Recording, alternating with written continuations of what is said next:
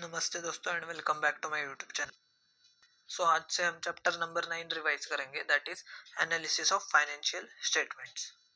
ये चैप्टर मैं आपको मेरे नोट से पढ़ाने वाला हूँ।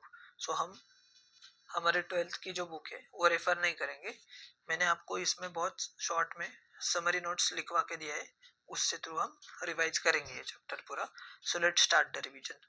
चैप्टर नंबर 9 का नाम है एनालिसिस ऑफ फाइनेंशियल स्टेटमेंट। पहले हम समझेंगे कि एनालिसिस ऑफ फाइनेंशियल स्टेटमेंट का मीनिंग क्या होता है। आपको पता है फाइनेंशियल स्टेटमेंट्स का मतलब होता है trading account, profit and loss account, balance sheet. Basically ये तीन जो अकाउंट्स है ये हमने 11th में डिटेल में डिस्कस किए थे। उसके ऊपर हमने फाइनल अकाउंट्स के क्वेश्चंस भी सॉल्व किए थे। और एनालिसिस का मतलब होता है कि डिटेल एग्जामिनेशन करना। किसी भी चीज का अगर हम डिटेल्ड एग्जामिनेशन करते हैं तो उसको हम बोलते हैं एनालिसिस। तो आज हमें सीखना है कि डिटेल्ड एग्जामिनेशन कैसे करना है हमें फाइनेंशियल स्टेटमेंट्स का। पहला जो पॉइंट है आज का मीनिंग। फाइनेंशियल स्टेटमेंट्स हम पीरियोडिकली प्रिपेयर करते हैं, जनरली फाइनेंशियल ईयर के एंड में। आपको पता है 11th में हमने सीखा था सोल ट्रेडिंग कंसर्न का फाइनल अकाउंट्स। हम कब बनाते थे वो? फाइनेंशियल ईयर एंड होने के बाद, बराबर। सेकेंड, फाइनेंशियल इंफॉर्मेशन हम समराइज्ड वे में नोट करते हैं फाइनेंशियल स्टेटमेंट्स में। आपको पता है कि सबसे पहले हम जर्नल एंट्रीज करते, उसके बाद लेजर पोस्टिंग करते, उसके बाद हम उसके बेसिस पे ट्रायल बैलेंस बनाते हैं, उसमें एडजस्टमेंट्स एंट्रीज करते, और फिर फाइनली हम फाइनेंशियल स्टेटमेंट्स बनाते और उसमें सारी इंफॉर्मेशन समराइज्ड फॉर्म में हम नोट डाउन करते। Third point, it is prepared to find out business profitability, efficiency, solvency etcetera. Financial statements हम क्यों बनाते हैं? तो हमें पता चलना चाहिए हमारा बिजनेस प्रॉफिटेबल है या नहीं, हमारे बिजनेस में एफिशिएंसी है या नहीं, और सॉल्वेंसी है या नहीं। सॉल्वेंसी का मतलब क्या होता है? बिजनेस लॉन्ग टर्म चलाने के लिए हमारे बिजनेस के पास रिक्वायर्ड कैश है या नहीं। Next point, financial statements are prepared by profit concerns and not for profit concerns. Financial statements दोनों टाइप्स ऑफ ऑर्गेनाइजेशंस प्रिपेयर करते हैं। एक तो प्रॉफिट कंसर्न्स मतलब हमने जो सीखा था partnership firm, sole trading concern, फिर उसमें आता है आपका कंपनी।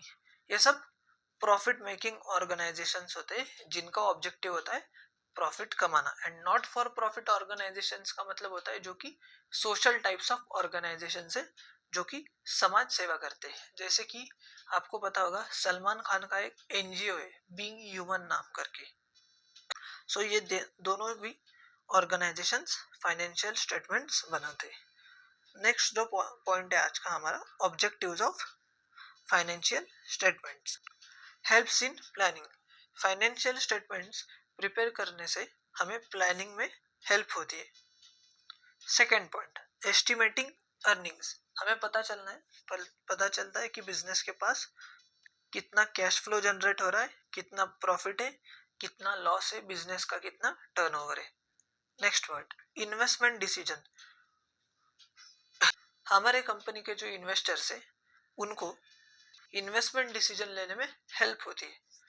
उनको पता चलता है कि बिजनेस को प्रॉफिट हो रहा है या लॉस हो रहा है, और उसके बेसिस पे वो डिसाइड कर सकते हैं कि बिजनेस को हमें पैसा देना है या नहीं देना है। Next point, assessing efficiency of organisation. Organisation efficiently काम कर रहा है या नहीं, ये भी हम चेक कर सकते हैं थ्रू फाइनेंशियल स्टेटमेंट्स।